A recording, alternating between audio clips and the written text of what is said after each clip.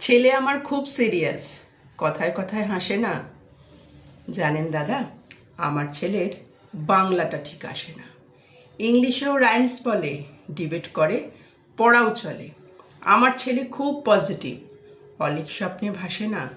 জানেন দাদা, আমার ছেলের বাংলাটা ঠিক আসে না।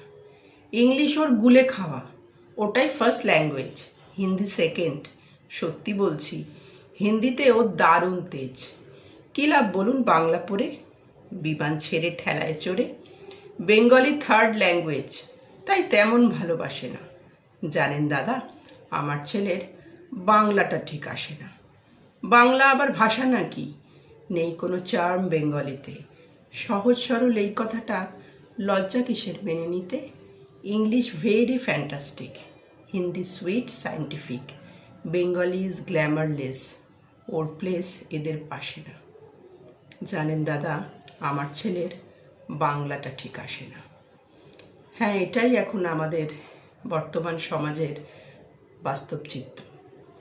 আমরা ভুলতে বসেছি আমাদের বাংলা ভাষাকে, যে ভাষা আমাদের গর্ব। 21শে প্রভাত ফেরির অলৌকিক ভোরে আসুন আমরা সবাই প্রতিজ্ঞাবদ্ধ হই আমাদের মাতৃভাষা বাংলাকে যথার্থ সম্মান দিতে।